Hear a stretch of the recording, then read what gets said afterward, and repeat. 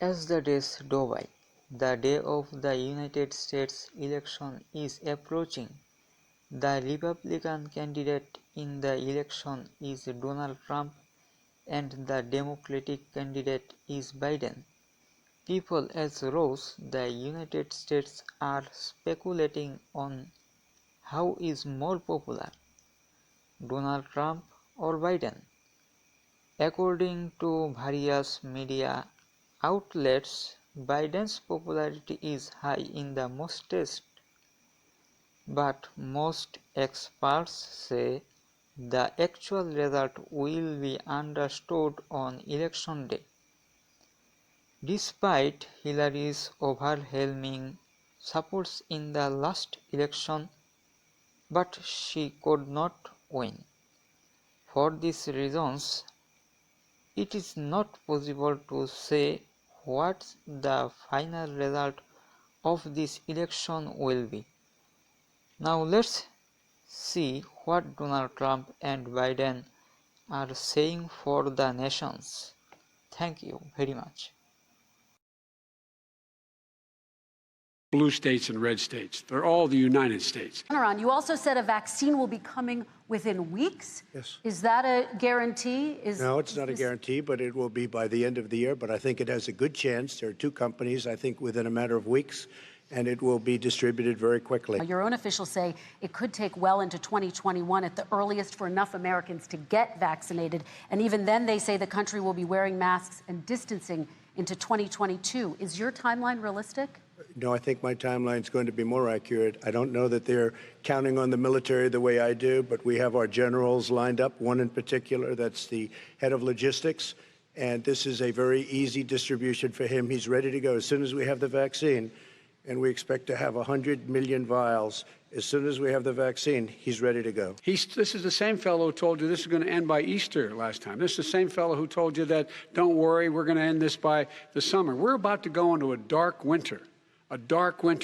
And he has no clear plan, and there's no prospect that there's going to be a vaccine available for the majority of the American people before the middle of next year. He did virtually nothing, and then he gets out of the hospital and he talks about, don't worry, it's all going to be over soon. Come on.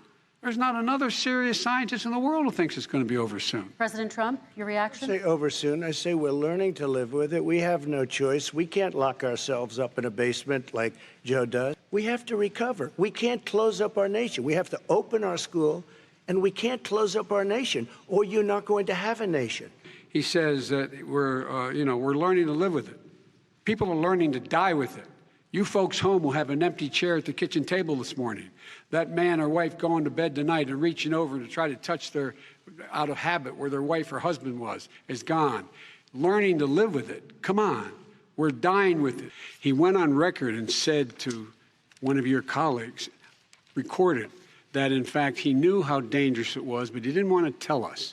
He didn't want to tell us because he didn't want us to panic. Americans don't panic. He panicked. I made it clear that any country, no matter who it is, that interferes in American elections will pay a price. They will pay a price. And it's been overwhelmingly clear this election, I won't even get into the last one, this election, that Russia has been involved, China has been involved to some degree, and now we learn that Iran is involved. They will pay a price if I'm elected. They're interfering with American sovereignty. North Korea is a problem, and we're going to continue to do it so we can control them. We're going to make sure we can control them and make sure they cannot hurt us. And so if you want to do something about it, step up and help. If not, it's going to continue. What has he done? He's legitimized North Korea. He's talked about his good buddy who's a thug, and he talks about how we're better off. And they have much more capable missiles, able to reach U.S. territory much more easily than ever did before. You know what, North Korea? We're not in a war. We have a good relationship. You know, people don't understand. Having a good relationship Trump, with leaders of other countries is a good thing. Very dangerous period in my first 3 months before we sort of worked things out a little bit. Okay. There was they left us a mess. What I would like to do is a much better health care, much better, will always protect people with pre-existing. So I'd like to terminate Obamacare, come up with a brand new, beautiful health care under what he wants to do, which will basically be socialized medicine. He won't even have a choice. They want to terminate 180 million plans. It's ridiculous. It's like saying that, we're the idea that the fact that there's a public option that people can choose, that makes it a socialist plan. Look, the difference between the president, I think health care is not a privilege, it's a right. Everyone should have the right to have affordable health care. Why have you not pushed the Democrats to get a deal for the American people? Well, I have, and they have pushed it. Look, they passed this act all the way back in the beginning of the summer. This is like it's not new. It's been out there. This HEROES Act has been sitting there. He will not support that. They have not done a thing for them. And Mitch McConnell said, let them go bankrupt. Let them go bankrupt. Come on. What's the matter with these guys? The bill that was passed in the House was a bailout of badly run, high-crime, Democrat, all run by Democrats, cities and states. And folks, every single state out there finds themselves in trouble. They're going to start laying off, whether they're red or blue. And the founders were smart. They allowed the federal government to deficit spend to compensate for the United States of America. Children are brought here by coyotes and lots of bad people, cartels, and they're brought here, and they used to use them to get into our country. We now have as strong a border as we've ever had. We're over 400 miles of brand new wall. You see the numbers, and we let people in, but they have to come in legally. These 500-plus kids came with parents. They separated them at the border to make it a disincentive to come to begin with. And it makes us a laughingstock and violates every notion of who we are as a nation. So why should voters trust you with an immigration overhaul now? Because we made a mistake. It took too long to get it right. It took too long to get it right. I'll be president of the United States, not vice president of the United States. And all of those so-called dreamers, those DACA kids, they're going to be immediately certified again to be able to stay in this country and put on a path to citizenship. Over 20,000 of them are first responders out there taking care of people during this crisis. We owe them. My relationships with all people, I think I have great relationships with all people. I am the least racist person in this room. Abraham Lincoln here is one of the most racist presidents we've had in modern history. He pours fuel on every single racist fire. Every single one. Started off his campaign coming down the escalator saying he's going to get rid of those Mexican rapists. He's banned Muslims because they're Muslims. He has moved around and made everything worse across the board. He says about the poor boys, last time we were on stage here, he said, I told them to stand down and stand ready. Come on. This guy is a dog whistle about as big as a foghorn. I didn't say I'm Abraham Lincoln. I said not since Abraham Lincoln has anybody done what I've done for the black community. Now, you have done nothing. Is institutional racism in America. And we have always said, we've never lived up to it, that we hold these truths to be self-evident. All men and women are created equal. Well, guess what? We have never, ever lived up to it, but we've always constantly been moving the needle further and further to inclusion, not exclusion. This is the first president to come along and says, that's the end of that. We're not going to do that anymore.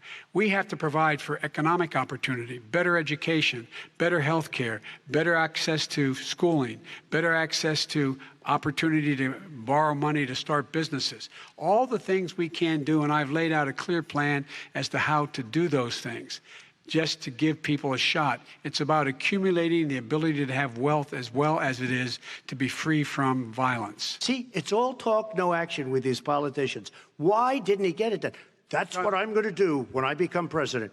You were vice president along with Obama as your president, your leader, for 8 years. Why didn't you get it done? You had 8 years to get it done. Now you're saying you're going to get it done because you're all talk and no action, Jim. We got a lot of it done. We released 38,000. We got 38,000 prisoners left from the. You got nothing done. 38,000 prisoners were released from federal prison. The fastest growing industry in America is the solar energy and wind. He thinks wind causes cancer, windmills. It's the fastest growing jobs, and they pay good prevailing wages. We are energy independent for the first time. We don't need all of these countries that we had to fight war over because we needed their energy. We are energy independent. I know more about wind than you do. It's extremely expensive, kills all the birds, it's very intermittent. got a lot of problems, and they happen to make the windmills in both Germany and China. And the fumes coming up, if you're a believer in carbon emission, the fumes coming up to make these massive windmills is more than anything that we're talking about with natural gas, which is very clean. One other thing. Find me a scientist solar. that said that. I love solar, but solar doesn't quite have it yet. It's not powerful yet to really run our big, beautiful factories that we need to compete with the world. We did. You know, Joe, I ran because of you. I ran because of Barack Obama, because you did a poor job. If I thought you did a good job, I would have never run. I would have never run. I ran because of you. I'm looking at you now. You're a politician. I ran because of you. All right, Vice President Biden, your response to that, and then I do have some questions for both of you. Well, I tell you what, I hope he does look at me, because what's happening here is, you know who I am, you know who he is, you know his character, you know my character, you know our reputations for honor and telling the truth. I am anxious to have this race. I am anxious to see this take place. The character of the country is on the ballot. Our character is on the ballot. Look at us closely.